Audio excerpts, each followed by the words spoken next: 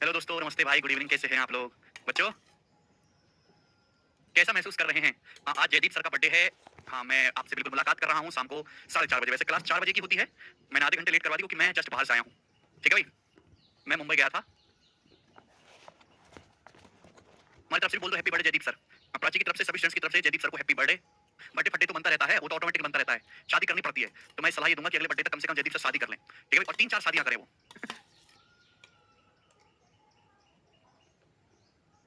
चलिए, इसमें शर्ट्स की वीडियो, उसकी वीडियो अपलोड होगी। इसकी स्टैटिस्टिक्स। बच्चों, मैंने आपके पोर्टल पे स्टैटिस्टिक्स सांख्यिकी की वीडियो अपलोड करवाई है भाई? क्या आप लोगों ने देखी? सारे बच्चों को नहीं पढ़ना है। जो बच्चे सीडीएस की और सीजीएल के मेंस की तैयारी कर रहे हैं, जो सीजीएल का मेंस देना चाहते हैं, केवल वो ही बच्चे जो है स्टैटिस्टिक्स और प्रोबेबिलिटी देखेंगे। बाकी सारे बच्चे चैप्टर को इग्नोर कर सकते हैं। जो रेलवे की, पुलिस वगैरह के जो छोटे मोटे पेपर्स की तैयारी कर रहे हैं, वो इग्नोर कर दें। स्टैटिस्टिक्स की वीडियो अपलोड हो चुकी है भाई। देखो, ये बच्चे कह रहे नहीं हुआ है। सब में हो गया? सही से देखा करो, बता लो। एडवांस के सेक्शन में जाके देखो, एडवांस के सेक्शन में। चलिए शुरू करते हैं बच्चों कहानी। सब लोग अपनी कॉपी में हेडिंग डालेंगे प्रॉफिट लॉस। हमने आपको परसेंटेज पढ़ा दिया, रेशियो पढ़ा दिया, उसके बाद हमने क्या पढ़ा? आपको टाइम एंड वर्क पढ़ा दिया, टाइम स्पीड एंड डिस्टेंस पढ़ा दिया, पार्टनरशिप पढ़ा दिया, एवरेज पढ़ा दिया मेरे दोस्त। अच्छा, समय करवा दो। ठीक है भाई? उसके बाद मैंने आपको एवरेज करवा दिया। चलिए, अब जो है सब लोग अपनी कॉपी में हेडिंग डालेंगे। और आपके दो ही चैप्टर्स बचे, प्रॉफिट लॉस और एसआईसीआई। उसके बाद अर्थमेटिक खत्म। इतने बच्चे खुश हैं अर्थमेटिक खत्म होने से लगभग। तो आपके दो ही चैप्टर बचे हैं, प्रॉफिट लॉस और सीआईएसआई। फिर उसके बाद ये अर्थमेटिक समाप्त है। अर्थमेटिक कह रहा हूं मैं। ठीक है भाई? तो प्रॉफिट लॉस और एसआईसीआई दो चैप्टर बचे हैं। और उसके बाद जो अर्थमेटिक का कोई चैप्टर आपका नहीं बचता है। हाँ, ना। ठीक है भाई? अच्छा, हाँ सॉरी, मिश्रा एलिगेशन रह गया। मिश्रा एलिगेशन तो क्या छोटा सा है। कुछ बैच की क्लास गलती से एक्स्ट्रा लगी, कैसे हटवाओ यार इनकी। कुछ बैच की क्लास पता नहीं कैसे गलती से एक्स्ट्रा लगी, हटाओ। चलिए, सब लोग अपनी कॉपी में हेडिंग डालेंगे प्रॉफिट लॉस, लाभ एवं हानि। ठीक है? तो आज मैं आपको इसका बेसिक समझाऊंगा और फिर जो है हम कल से इसके क्लास भी करेंगे, शीट में अपलोड करवा दूंगा। सभी बच्चे, मेरे प्यारे स्टूडेंट्स, हमारी बात को बड़े ध्यान से, प्रेम भाव से सुनिएगा कि मैं आपसे कहना क्या चाहता हूं। प्रॉफिट लॉस जो है, ये अर्थमेटिक का सबसे ज्यादा पूछे जाने वाला टॉपिक है। पूरे अर्थमेटिक में सबसे ज्यादा सवाल अगर किसी चैप्टर से पूछे जाते हैं, वो है प्रॉफिट लॉस एट डिस्काउंट। सबसे ज्यादा पूछे जाने वाला टॉपिक। जैसे एडवांस मैथ में सबसे ज्यादा क्या कौन सा चैप्टर पूछा जाता है? ज्योमेट्री। वैसे प्रॉफिट लॉस में, अर्थमेटिक में सबसे ज्यादा कौन सा पूछा जाता है? Profit loss. सबसे इंटरेस्टिंग, सबसे मजेदार चैप्टर है। इसमें मैं आपको टोटल 6 शीट्स कराऊंगा। 6 शीट्स मैं आपको कराऊंगा और 300 से ज्यादा क्वेश्चंस मैं आपको प्रैक्टिस करवाऊंगा। 300 क्वेश्चन से ज्यादा मैं आपको यहाँ पे प्रैक्टिस करवाऊंगा। जो पहली 3 सीट होंगी, पहली दूसरी तीसरी, फर्स्ट 3 जो शीट होंगी, उसमें केवल प्रॉफिट एंड लॉस के सवाल होंगे। प्रॉफिट एंड लॉस के टीचर्स मिक्स कर देते, खिचड़ी सी बना देते। मैं ऐसा नहीं करूंगा, मैं बहुत सीक्वेंस वाइज पढ़ाने वाला आदमी हूं। जो चौथी शीट होगी, यानी कि फोर्थ सीट, उसमें डिस्काउंट वाले सवाल होंगे। डिस्काउंट वाले बात समझ में आ रही है? आप बोलोगे हाँ जी सर, उसमें डिस्काउंट छूट वाले सवाल होंगे। जो पांचवी शीट होगी, फिफ्थ, उसमें सक्सेसिव डिस्काउंट किरमागा छूट वाले सवाल होंगे। सक्सेसिव डिस्काउंट किरमागा छूट के क्वेश्चंस और कांसेप्ट होंगे। सक्सेसिव डिस्काउंट के कांसेप्ट होंगे। और जब सबसे आखिरी जो हमारी सिक्स्थ सीट होगी बच्चों, उसमें डिशोनेस्ट शॉपकीपर और मिसलेनियस होगा। उसमें क्या होगा? डिशोनेस्ट शॉपकीपर प्लस मिसलेनियस। तो इस सीक्वेंस पे चलने वाला एक बड़ा चैप्टर है। बड़ा तो नहीं है, एक है सबसे बड़ा चैप्टर तो टाइम स्पीड एंड डिस्टेंस था, लेकिन उससे सवाल एक ही आता है। ठीक है जी? प्रॉब्लम और एज की मैं आपको रिकॉर्डेड दूंगा मेरे दोस्तों। ठीक है ना? मिशन एलिगेशन इसके बाद प्रॉब्लम और एज की वीडियो नहीं आई यार, पता नहीं टेक्निकल वाले लड़के ढीले हो गए। मैं दोबारा से अपलोड करवा रहा हूं। ठीक है? स्टैटिक्स की वीडियो मैंने अपलोड करवा दी है। ठीक है भाई? और प्रॉब्लम और एज की भी ऐसा सारी भाई प्रोबेबिलिटी थोड़े समय बाद रुक के अपलोड करवाऊंगा ना। एक साथ तो नहीं पढ़ सकते सारे चैप्टर्स। पहले प्रॉफिट लॉस, उसके बाद मिशन एलिगेशन, फिर उसके बाद अपन लोग पढ़ेंगे क्या बचा फिर हमारा? एसआईसीआई। यस नितेश जी, ओवर। ठीक है जी? तो ये होने वाला है हमारा। मैं पहले बता रहा हूं कि अर्थमेटिक का सबसे ज्यादा पूछे जाने वाला चैप्टर है, सबसे इंपॉर्टेंट चैप्टर है। बिल्कुल मिस ना करें। भारत में जितने भी एग्जाम होते हैं, उनमें सभी में ये जो है पूछा आता है। 96 और 99 बैच वाले बच्चों की क्लास गलती से लग गई है। अभी उनके बैच में ये सब सारा अर्थमेटिक खत्म हो चुका है। 96 99 बैच वाले बच्चों की जो क्लास है, वो गलत है, वो गलती से लगा दी है। उनका अर्थमेटिक समाप्त हो चुका है। ठीक है जी? चलिए, अब सब लोग अपनी कॉपी में हेडिंग डालेंगे प्रॉफिट लॉस। ईशा, स्टैटिक्स वाली वीडियो सभी में अपलोड करवाओ यार। अभी कराओ जस्ट। ये बच्चे यार 2 दिन में छुट्टी थी, पढ़ लेते, क्यों नहीं करिए अपलोड? अभी हो जाएगी। ठीक है जी? चलिए, सब लोग अपनी कॉपी में हेडिंग डालेंगे प्रॉफिट लॉस, लाभ एवं हानि। अब चुपचाप शांति से पढ़ो। चुपचाप शांति से पढ़ो। चुपचाप, चुप एकदम चुप। कुछ नहीं बोलने का, कुछ नहीं बोलने का, सारी प्रॉब्लम अपने पास रखने का, केवल सुनने का, चुपचाप रहने का। चुपचाप चुप एकदम पढ़ने का, केवल प्रॉफिट लॉस। ठीक है जी? ध्यान से। बाकी सारी समस्या कर दो साइड में, सब साइड में कर दो। केवल प्रॉफिट लॉस पढ़ने का, नहीं माने पढ़ने का तो लेक्चर बंद कर दो, बात खत्म। और कुछ नहीं पूछने का, कुछ नहीं बोलने का जी। प्रॉफिट लॉस, लाभ एवं हानि। ये चैप्टर पढ़ने से पहले, आपको कुछ टर्मिनोलॉजी, कुछ शब्द जानने पड़ेंगे। और वो शब्द जानने के बाद ही आप समझ पाओगे कि क्या होती हैं चीजें। सबसे पहले मेरे दोस्तों, आपको जानना है सीपी, कॉस्ट प्राइस। सीपी, सब लोग अपनी कॉपी में हेडिंग डालेंगे बच्चों, कॉस्ट प्राइस। Cost price. ठीक है जी? हिंदी में हम लोग कहते हैं इसे क्रिया मूल्य। ये चैप्टर पढ़ने से पहले आपको कुछ शब्द के बारे में पता होने चाहिए। जब तक कुछ शब्द आपको नहीं पता होंगे, आप नहीं समझ पाओगे। टीपी, कॉस्ट प्राइस, क्रिया मूल्य। क्रिया मूल्य मेरे दोस्तों। ठीक है ना? शॉर्ट में इसको हम सीपी कहते हैं। मैंने क्या बोला? चुपचाप रहने का, मुर्दे की तरह। चुपचाप केवल पढ़ने का, सुनने का, बाकी सारी समस्याओं को साइड कर दो, कुछ नहीं बोलने का। सीपी, कॉस्ट प्राइस, क्रिया मूल्य। शॉर्ट में हम इसको क्या कहते हैं? सीपी। केवल पढ़ाई पे ध्यान दो। जब क्लास में करो तो बाकी सब समस्याओं को साइड में रख दिया करो। सीपी, क्रिया मूल्य। सीपी क्या होता है मेरे दोस्तों? ठीक है? जब भी हम कोई सामान खरीदते हैं, तो किसी सामान को खरीदने में जो टोटल इन्वेस्टमेंट होता है, टोटल इन्वेस्टमेंट मेरे प्यारे, किसी सामान को खरीदने में जो टोटल इन्वेस्टमेंट होता है वो सामान का, उस वस्तु का सीपी या क्रिया मूल्य कहलाता है। तो सीपी का मतलब है टोटल इन्वेस्टमेंट इन ए प्रोडक्ट। जब भी हम मार्केट से कोई वस्तु खरीदते हैं तो उस वस्तु को खरीदने में हमको जो टोटल इन्वेस्टमेंट लगता है, ठीक है भाई, टोटल इन्वेस्टमेंट इन ए प्रोडक्ट, उसे उस वस्तु का हम सीपी यानी कि क्रिया मूल्य कहते हैं। बात समझ में आ गई? आप बोलोगे हाँ जी सर बिल्कुल सही, बात समझ में आ गई है, ठीक है ना। किसी वस्तु खरीदने में जो टोटल खर्चा आता है उसे उस वस्तु का क्रिया मूल्य कहते हैं। जैसे एग्जांपल के लिए मेरे दोस्तों, आप जो दुकान पे गए और आपने जो है एक शोरूम से टीवी खरीदा, बढ़िया एलईडी खरीदा आपने, और एलईडी के लिए आपको 40,000 रुपए देना पड़ा। कितने रुपए देना पड़ा एलईडी खरीदने के लिए? 40,000 रुपए। दुकान में गए, शोरूम में, दिवाली का ऑफर चल रहा था, बढ़िया आप टीवी ले आए 56 इंच का, 40,000 रुपए का टीवी पड़ा। लेकिन 40,000 रुपए में तो आपने टीवी खरीद लिया, देखा थोड़ा ना, लेकिन टीवी को भैया दुकान से घर पे भी लाना है, तो 1,000 रुपए जो है रिक्शा वाले ने बढ़ा लिया टीवी को दुकान से घर तक लाने में। तो ये भी तो उस टीवी को खरीदने में इन्वेस्टमेंट हुआ है ना। एक एग्जांपल ले रहा हूं मैं अपनी मर्जी से कि 1,000 रुपए जो है वो टीवी का जो है भाड़ा हुआ। बात सही? आप बोलोगे हाँ जी सर। उसके बाद मैं टीवी इंस्टॉल करने वाला बंदा आता है, तो टीवी इंस्टॉल करने वाला बंदा है, उसने 3,000 रुपए का अपना सर्विस चार्ज दिया कि आपके घर में टीवी सेट करके गया, 3,000 रुपए उसने चार्ज लिया। अभी वो स्टैंड भी लेके आता है टीवी लटकाने के लिए, सारी वायरिंग वगैरह भी करता है, सब कुछ करता है, अपना खुद का सर्विस चार्ज भी लेता है। तो 3,000 रुपए जो सर्विस टीवी टांगने वाला बंदा आया है उसने आपसे लिया। फिर टीवी में आपको अमिताभ बच्चन देखने का शौक है, फिर आपने डिश टीवी भी लगवाई। क्या लगवाया आपने? डिश टीवी भी लगवाया मेरे दोस्तों। तो 2,000 रुपए खर्चा है डिश टीवी लगवाने का मेरे दोस्तों। कितने का? 2,000 रुपए खर्चा है डिश टीवी लगवाने का। यानी कि एक टीवी को देखने के लिए आपको टोटल कितना खर्चा करना पड़ा? टोटल खर्चा तो आप कहोगे 40, 3 2 5 1 6 46,000 रुपए, 46,000 रुपीज आपको टोटल खर्चा करना पड़ा। इसे ही हम कहते हैं कॉस्ट प्राइस या टोटल कॉस्ट। समझ में आया? आप बोलोगे हाँ जी सर बिल्कुल सही, कोई प्रॉब्लम नहीं है। जी हाँ, चल ठीक है दोस्त। यानी कि हम ये कहना चाहते हैं कि किसी भी सामान को खरीदने में जो टोटल इन्वेस्टमेंट, जो कुल खर्चा होता है, हम जो उसे उस वस्तु का कॉस्ट प्राइस या क्रिया मूल्य कहते हैं। एग्जांपल के लिए मैंने आपको समझाया, ठीक है। तो सभी को मतलब समझ में आएगा कॉस्ट प्राइस का, क्रिया मूल्य का? आप बोलोगे हाँ जी सर। उसके बाद नेक्स्ट चीज हम जानेंगे मेरे दोस्तों, सेलिंग प्राइस या विक्रय मूल्य। Selling price, selling price Hindi में हम लोग इसको क्या कहते हैं बच्चों? विक्रय मूल्य, विक्रय मूल्य। सेलिंग प्राइस हिंदी में हम लोग दोस्तों इसको विक्रय मूल्य कहते हैं, विक्रय मूल्य। अच्छा, इसको डिनोट किससे करते हैं बच्चों? हम इसको डिनोट एसपी से डिनोट करते हैं। किससे डिनोट करते हैं? एसपी से। विक्रय मूल्य या बिक्री मूल्य भी कह देते हैं, एक ही बात है। जब मैं आपसे विक्रय मूल्य कहूं, जब मैं आपसे बिक्री मूल्य कहूं, दोनों बातों का एक ही मतलब है, सेलिंग प्राइस, ठीक है ना। सेलिंग प्राइस क्या है? जिस प्राइस में आप किसी वस्तु को बेचते हैं, जिस दाम में आप किसी वस्तु को बेचते हैं, उसे उस वस्तु का सेलिंग प्राइस कहते हैं, है ना। जिस दाम में आप किसी वस्तु को बेचते हैं उसे उस वस्तु का सेलिंग प्राइस या विक्रय मूल्य कहते हैं। जिस दाम में आप कोई वस्तु बेचते हैं, जिस दाम में आप कोई वस्तु बेचते हैं उसे उस वस्तु का सेलिंग प्राइस या विक्रय मूल्य कहते हैं। तो दोनों को फर्क समझना, कॉस्ट प्राइस और सेलिंग प्राइस। तो कुछ समझ नहीं आ रहा अमित भाई, क्या समझ नहीं आया यार? ऐसी कौन सी मैंने पहाड़ जैसी चीज बता दी तुमको नहीं समझ में आई? कौन सा इसमें रॉकेट लॉन्च होना सीख गए? सुबह भी कह रहे सर पीटी का पेपर बहुत हार्ड आया है। पीईटी का पेपर देखो बेटा, सीजीएल और सीएचएसएल के अलावा भारत में जितने भी पेपर हो रहे हैं वो सारे पेपर बहुत हार्ड और बहुत मुश्किल ही आ रहे हैं। सीजीएल और सीएचएसएल जो दो पेपर ऐसे जिनकी दो कौड़ी की इज्जत नहीं है हमारे देश में, बहुत आसान। बाकी इनके अलावा जितने भी पेपर होते हैं, आप चपरासी का पेपर दीजिए, आप बीपीएससी टीचर का पेपर दीजिए, कोई स्टेट एग्जाम का पेपर दीजिए, बहुत मुश्किल और बहुत खतरनाक, बहुत कैलकुलेटिव गणित पूछा जा रहा है उनमें। पिछले सालों की तुलना में लेवल बहुत ज्यादा बढ़ चुका है सारे एग्जाम्स का। आप कोई भी पेपर उठा के देख लो, कोई भी पेपर, 5 साल पहले के पेपर्स और आज के पेपर्स के लेवल में बहुत फर्क है। केवल सीजीएल और सीएचएसएल के हल्के और सरल पेपर को देख के आप पूरे एग्जाम सिस्टम को जज ना करें, बहुत अच्छा लेवल पूछा जाता है। जी ध्यान सुनिएगा, कॉस्ट प्राइस क्रिया मूल्य। तो सभी को समझना कॉस्ट प्राइस क्या होता है? किसी भी सामान को खरीदने में जब हम टोटल इन्वेस्टमेंट करते हैं, जो भी आप किसी वस्तु खरीदने में आपने जो पैसा पे किया उसका क्रिया मूल्य है। सेलिंग प्राइस क्या है? आप जिस वस्तु को जिस दाम में बेचते हैं वो उस वस्तु का सेलिंग प्राइस कहलाता है। अब यहाँ पर तीन चीजें होती है मेरे दोस्तों, तीन चीजें। एक बार बताओ, आपने कोई वस्तु खरीदी, आपने कोई वस्तु मेरे दोस्तों खरीदी, ध्यान से समझने की कोशिश करेगा मेरे प्यारे भाई। खरीदने के बाद आपने उसको बेचा, तो यहाँ पर तीन केस बनते हैं। पहला केस, अगर वस्तु का सेलिंग प्राइस कॉस्ट प्राइस से ज्यादा है तो बताओ आपको फायदा होगा कि नुकसान होगा? जवाब देंगे मेरे प्यारे भाई। अगर किसी वस्तु का सेलिंग प्राइस कॉस्ट प्राइस से ज्यादा है, यानी कि आपने कोई वस्तु कम दाम में खरीद के ज्यादा दाम में बेची, तो आपको प्रॉफिट होगा कि लॉस होगा? जवाब दीजिए मेरे दोस्तों, सभी बच्चे जवाब देंगे। तीन केस बनते हैं। आपने कोई वस्तु कम दाम में खरीद के ज्यादा दाम में बेची तो आपको प्रॉफिट, आपको फायदा होगा कि नुकसान होगा? तो हर कोई बच्चा कह सकता है सर हमको प्रॉफिट होगा। हम कोई सस्ता सामान खरीद के उसको ज्यादा दाम में बेचेंगे तो आपको प्रॉफिट होगा, या फिर हिंदी में हम लोग इसको कहते हैं लाभ या मुनाफा या फायदा होगा। क्लियर है? आप बोलोगे हाँ जी सर बिल्कुल सही। यानी कि प्रॉफिट केवल तभी होगा जब वस्तु को कम दाम में खरीदा जाए और ज्यादा दाम में बेचा जाए। और कितने रुपए का प्रॉफिट होगा? आप बोलोगे हाँ जी सर, तो प्रॉफिट होता है selling price minus cost price. अगर आपको प्रॉफिट निकालना है तो आपको सेलिंग प्राइस में से कॉस्ट प्राइस को घटाना पड़ेगा। क्लियर? एग्जांपल के लिए मेरे दोस्तों, आपने ये पेन 5,000 रुपए का खरीदा। एग्जांपल ले रहा हूं कि आपने ये जो पेन मेरे हाथ में, इलेक्ट्रिक पेन है मेरे दोस्तों, इलेक्ट्रिक पेन है, आपने ये पेन 5,000 रुपए का खरीदा मुंबई से, 5,000 रुपए का, और आपने यहां दिल्ली में आके अपने दोस्त को चूना लगा दिया और ये पेन 7,000 रुपए का बेच दिया। कितने का बेच दिया? 7,000 रुपए का। तो आपने पेन 5,000 रुपए का खरीदा और आपने 7,000 रुपए का अपने दोस्त को बेच दिया, तो आपको कितने रुपए का फायदा हुआ? जवाब दीजिए। 5,000 रुपए का आपने पेन खरीदा और अपने दोस्त को 7,000 का बेच दिया, तो आपको 2,000 रुपए एक्स्ट्रा मिल गए कि नहीं मिल गए पॉकेट में? तो आपको 2,000 रुपए का क्या हुआ? प्रॉफिट हुआ। तो प्रॉफिट कितने को मेरे दोस्तों? 7,000 माइनस 5,000 यानी कि 2,000 रुपए का। बात क्लियर है? आप बोलोगे हाँ जी सर एकदम क्लियर है, कोई परेशानी नहीं है। एग्जांपल लेके समझाए, यानी कि प्रॉफिट मेरे दोस्तों तभी होगा जब वस्तु को कम दाम में खरीदा जाए और ज्यादा दाम में बेचा जाए। यानी कि अगर वस्तु का विक्रय मूल्य क्रिय मूल्य से ज्यादा है तो आपको फायदा ही फायदा होगा। प्रॉफिट कैसे निकालते हैं? Selling price minus cost price. Selling price minus cost price. समझ में आया? आप बोलोगे हाँ जी सर बिल्कुल सही। ये तो बहुत ही आसान सी बातें हैं। नेक्स्ट आगे चलते हैं। सेकंड बात मेरे दोस्तों, सेकंड बात, सेकंड केस, तीन केस बनते हैं, बड़े प्यार से समझिएगा। अगर यदि वस्तु का सेलिंग प्राइस, यदि वस्तु का सेलिंग प्राइस कॉस्ट प्राइस से कम है, तो बताओ आपको फायदा होगा कि नुकसान होगा? आपने कोई वस्तु किसी दाम में खरीदी और आपने उससे कम दाम में बेच दिया। आपने कोई वस्तु खरीदी और उससे कम दाम में आपने बेच दिया, यानी कि वस्तु का जो विक्रय मूल्य है, उसके क्रिय मूल्य, विक्रय मूल्य मतलब बेचा किस दाम में, क्रिय मूल्य मतलब खरीदा जिस दाम में मेरे दोस्तों। आपने कोई वस्तु खरीदी, आपका क्रिय मूल्य है, और आपने उस वस्तु को उससे कम दाम में बेच दिया, तो आपको लॉस होगा, आपको प्रॉफिट होगा, आपको फायदा होगा कि नुकसान होगा? जवाब दीजिएगा। सिंपल सी बात है। अगर आप ये बात भी नहीं समझ पाते तो पढ़ाई में तो आप बर्बाद हुई, आप कोई बिजनेस करने लायक भी नहीं हो, तो आपका इंसानी जीवन ही बेकार है, ये समझ लीजिए।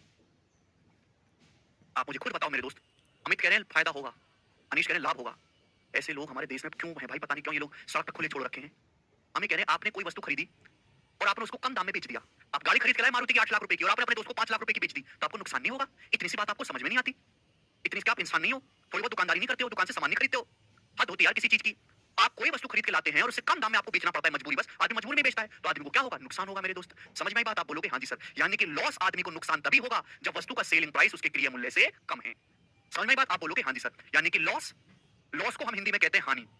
हानि, लॉस क्या होता है मेरे प्यार भी? लॉस का मतलब होता है cost price minus selling price, CP minus SP, क्रिय मूल्य माइनस विक्रय मूल्य। लॉस या हिंदी में हम लोग इसको कहते हैं हानि, सीपी माइनस एसपी, क्रिय मूल्य माइनस विक्रय मूल्य। एग्जांपल के लिए मेरे दोस्तों, आपने गाड़ी खरीदी 8 लाख रुपए की, आपने गाड़ी 8 लाख रुपए की खरीदी, वैगनआर गाड़ी खरीदी आपने 8 लाख रुपए की, लेकिन मजबूरी बस आपके घर में कोई बीमार हो गया और मजबूरी के कारण आपको गाड़ी जल्दबाजी में 5 लाख रुपए की बेचनी पड़ी।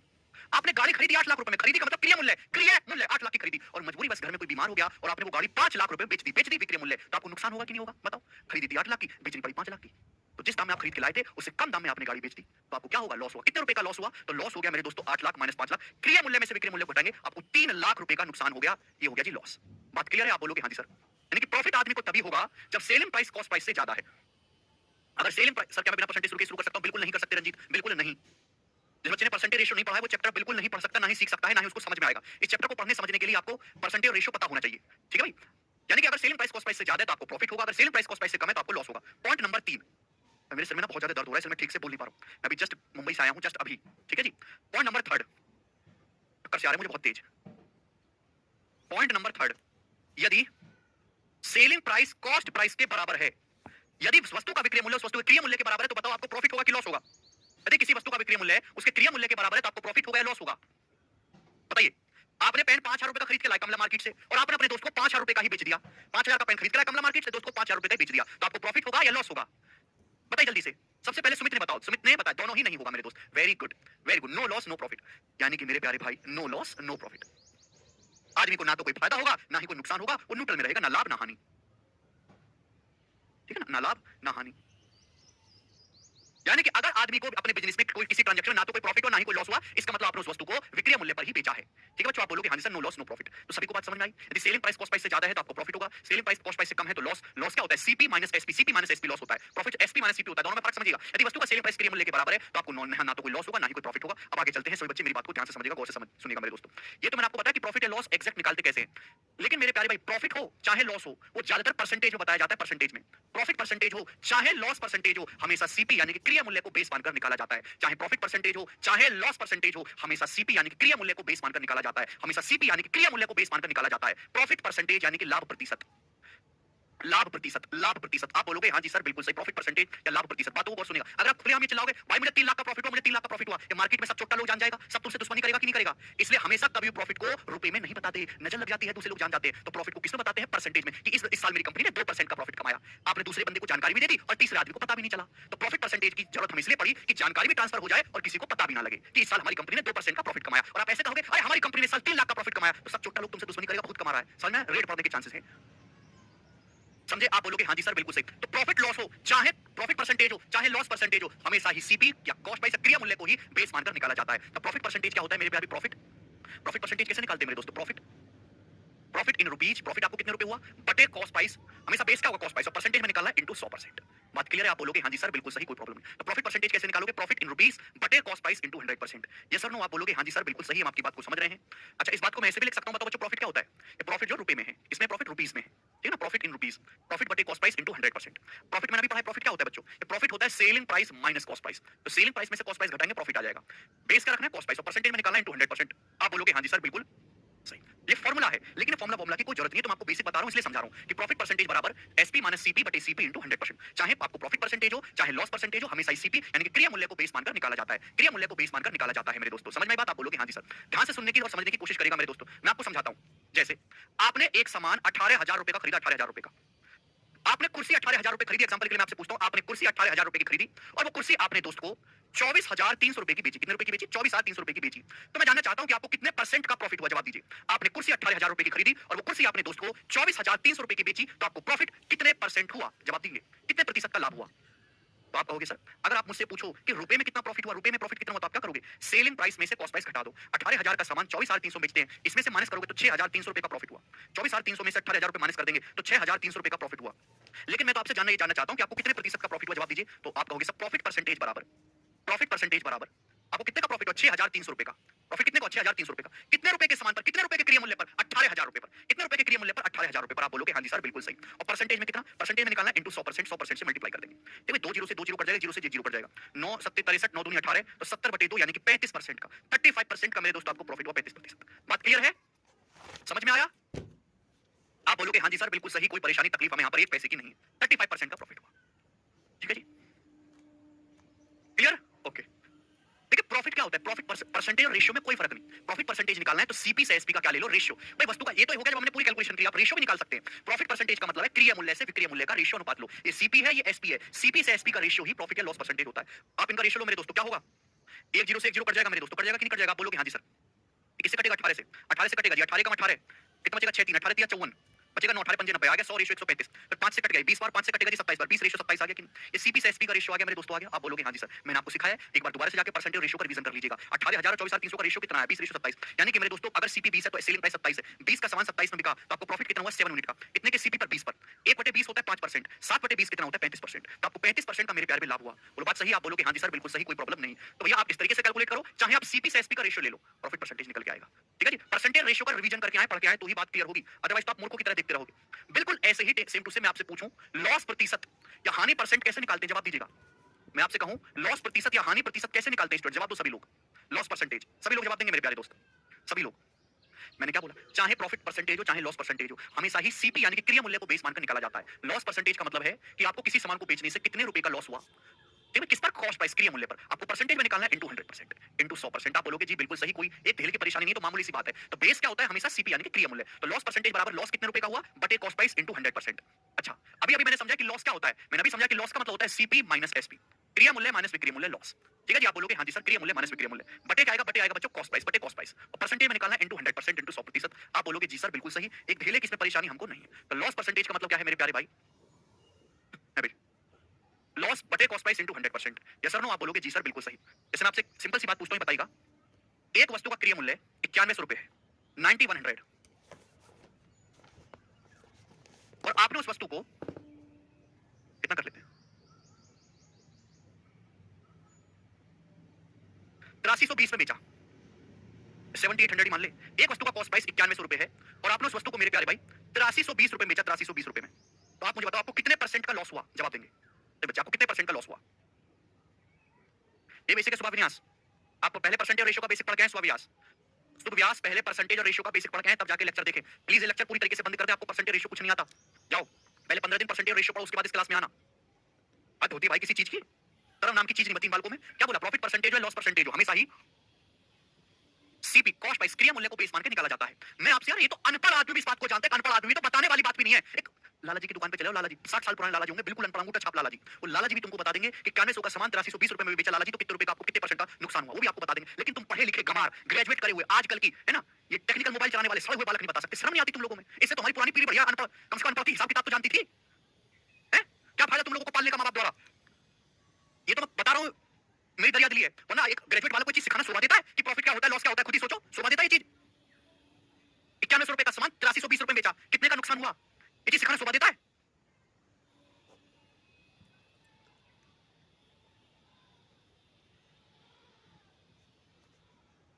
क्या फायदा तुम लोगों को मां बाप द्वारा इतना खिला पिला के बड़ा करने का, तुम्हारे हाथ पे फोन सुख सुविधा देने का, जब तुम्हारी हालत इतनी खराब होगी कि आप हिसाब तक नहीं लगा सकते? क्या फायदा हुआ? इससे तो पुराने अनपढ़ लोग ठीक थे काम में, कम से हिसाब किताब तो ठीक कर लेते थे। नौकरी तो वैसे भी तुम में से 90% की लगनी नहीं है, तो दुकान करने लायक तो पहले से ही नहीं हो आप। दुकान खुलवा दी तो तुम तो ऐसी दुकान बर्बाद कर दोगे। यस सौरभ, इतनी छोटी सी बात बोली कि 9100 रुपए का सामान है, आपने 8320 रुपए बेच दिया, तो आपको कितने रुपए का लॉस हुआ? जवाब दीजिए, कितने परसेंट का लॉस हुआ? दोनों बताओ। अगर आपसे पूछा है कि 9100 रुपए का सामान आपने 8320 रुपए बेच दिया, तो आपको नुकसान कितना हुआ? 9100 का सामान कम दाम में बेचा, महंगा खरीद के सस्ता बेचा, तो लॉस हुआ कि नहीं? आप बोलो कैसा लॉस हुआ? कितना लॉस हुआ? लॉस हुआ 9100 माइनस 8320। कितना हो गया बच्चों ये? तो आपको जीरो, 10 में से 2 गया 8 और ये 780 रुपए। तो बच्चों आपको 780 रुपए का लॉस हुआ, 780 का नुकसान हो गया। समझ में? आप बोलोगे हाँ जी सर। तो ये तो आपने बताया रुपए में, लेकिन आपसे पूछे कि परसेंटेज में कितने का लॉस हुआ, प्रतिशत में कितने रुपए का लॉस हुआ, जवाब दीजिए। तो भाई 9100 रुपए वस्तु का क्रिय मूल्य है, यानी कि 9100 रुपए के सामान पर 9100 रुपीस के सामान पर 9100 रुपीस के सामान पर आपको 780 रुपए का लॉस हुआ। ये हो गया मेरे दोस्तों 780 का। ठीक है भाई साहब, 9100 रुपीस के सामान पर 780 रुपए का लॉस हुआ। और परसेंटेज में कितना मेरे दोस्तों? Into 100%, into 100%। भाई परसेंटेज में बदलना है तो 100 से गुणा करो, परसेंटेज का साइन लगाओ। ठीक है जी। तो बताओ मेरे प्यारे दोस्तों कितना चला जाएगा? 2 जीरो से 2 जीरो चला जाएगा, 13 छिंग 78, 13 सत्ते 91। तो ये आ गया 60/7। और 60/7 क्या होता है? अप्रॉक्स 7 अट्टे 56, 4 जीरो 7 छिंग 42, अप्रॉक्स 8.6% का आपको लॉस हो गया। 8.6% का अप्रॉक्स लॉस हो गया। बताइए कितनी आसान सी बात थी ये।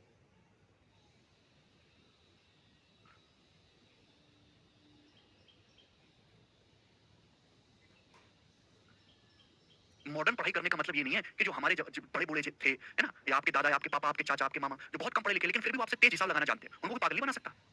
जो लाला जी हैं बिल्कुल कभी स्कूल कभी पाठशाला की शक्ल नहीं देखी, वो ये हिसाब वो भी लगा के दे देंगे। और एक बालक ग्रेजुएट करने के बाद भी ये चीज पे कहता है चलो नहीं आता, एक मान लिया हमने बात, हमने सिखाने के बाद भी अगर उसको डाउट आता है तो ये बात एक्सेप्टेबल नहीं है भाई। ठीक है जी, क्लियर है? तो ये हो गया मेरे दोस्तों। आप इसका रेशियो लेके भी कर सकते हैं, आप इस सेम बात को रेशियो लेकर भी सॉल्व कर सकते हैं। ठीक है जी, समझ में आ गया बच्चों को? आपके सबको समझ में आ गया? बिना डांट खाए नहीं आता समझ में किसी को। तो चाहे प्रॉफिट परसेंटेज हो बच्चों, चाहे लॉस परसेंटेज हो, हमेशा सीपी को बेस मान के निकालना होता है। प्रॉफिट परसेंटेज निकालना है तो ऊपर प्रॉफिट आएगा, लॉस परसेंटेज निकालना है तो ऊपर लॉस आएगा। ठीक है जी, चलिए आगे चलते हैं। देखिए मैंने आपको जब परसेंटेज पढ़ाया था, बिना परसेंटेज पढ़े बिल्कुल ना समझे चैप्टर, तो मैंने आपको सिखाया था कि हर चीज अपने आप में 100% होती है। जब मैंने आपको परसेंटेज पढ़ाया था तो मैंने आपको ये सिखाया था कि हर चीज अपने आप में 100% होती है, हर चीज अपने आप में 100% होती है। सिखाया था कि नहीं सिखाया था? आप बोलोगे हाँ जी सर आपने हमें सिखाया था। बिल्कुल सही, हमें सर आपकी बात अच्छे से याद है, आपने हमें सिखाया था। ठीक है ना? तो मेरे प्यारे भाई, मैं अगर आपसे कहता हूं कि आपको किसी सामान पर 32% का प्रॉफिट हुआ, मैं आपको ये कहूं कि किसी सामान पर आपको 32% का प्रॉफिट हुआ, 32%। मैं अगर आपसे कहता हूं कि किसी सामान को बेचने से आपको 32% का लाभ हुआ, तो इस बात का क्या मतलब है? यहां मैं लिख रहा हूं सीपी बच्चों, यहां मैं लिख रहा हूं एसपी। ये सारी बातें मैं आपको पहले भी पढ़ा चुका हूं। हम आपसे कहते हैं कि किसी सामान को बेचने से आपको 32% का लाभ हुआ, लाभ हमेशा पॉजिटिव और लॉस मतलब नेगेटिव। हमने आपको सिखाया हर चीज अपने आप में 100% होती है, तो कॉस्ट प्राइस क्रिया मूल्य भी, हर वस्तु का क्रिया मूल्य अपने आप में क्या होता है बच्चों? 100% होता है, 100% होता है, 100%। हम आपसे कहें कि 100% के सामान पर आपको 32% का लाभ हुआ, 100% पे 32% का लाभ हुआ, 100% पे आपको 32% का लाभ हुआ, तो वस्तु बिकी कितने में? 132%। यानी कि वस्तु का जो सेलिंग प्राइस आएगा मेरे दोस्तों वो 132% होगा, 132%। बोलो बात क्लियर है? यस और नो?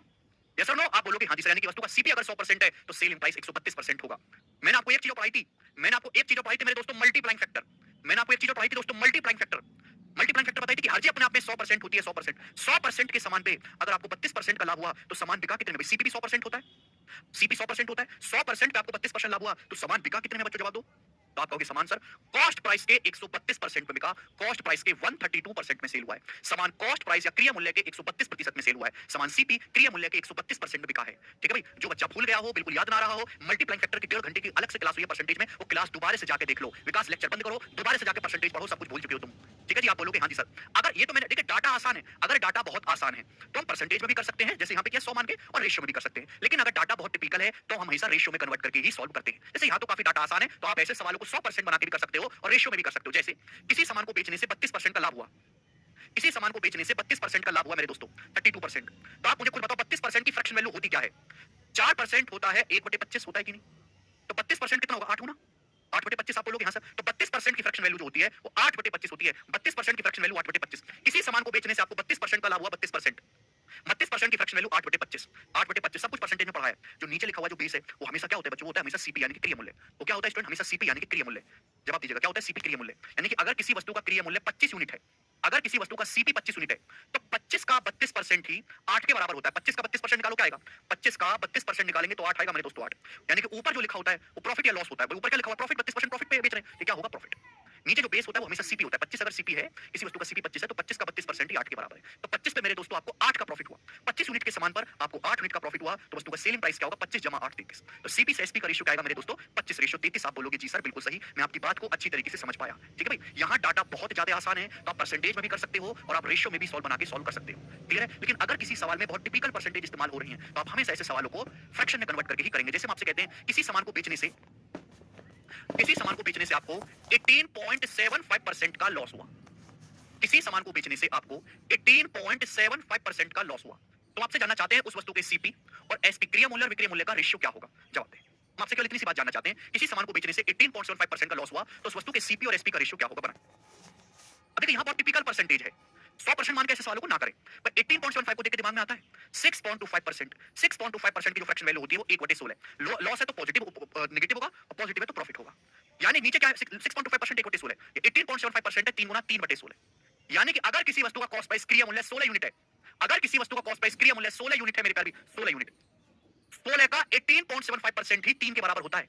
16 का 18.75% निकालेंगे तो 3 यूनिट के बराबर आएगा। यानी कि अगर किसी वस्तु का सीपी 16 यूनिट है तो आपको उस वस्तु पे 3 यूनिट का लॉस हुआ है। अगर उस किसी वस्तु का क्रिया मूल्य 16 यूनिट है तो आपको उस वस्तु पर 3 यूनिट का लॉस हुआ है। तो सेलिंग प्राइस कितना है वस्तु का 16 माइनस 3 13 है। उस वस्तु का सेलिंग प्राइस जो है वो 13 यूनिट है। तो सीपी से एसपी का रेशियो कितना होगा मेरे दोस्तों 16:13। आप बोलोगे हां जी सर बिल्कुल सही। ठीक है भाई साहब। तो आज की कहानी को मैं यहीं पे विश्राम करता हूं। सर में दर्द हो रहा है। कल परसेंटेज में मल्टीप्लाइंग फैक्टर रिवीजन करके आइए, मल्टीप्लाइंग फैक्टर, तभी आपको आगे की क्लास समझ में आएंगी। ठीक है आज इतना ही, बाकी कल बाय।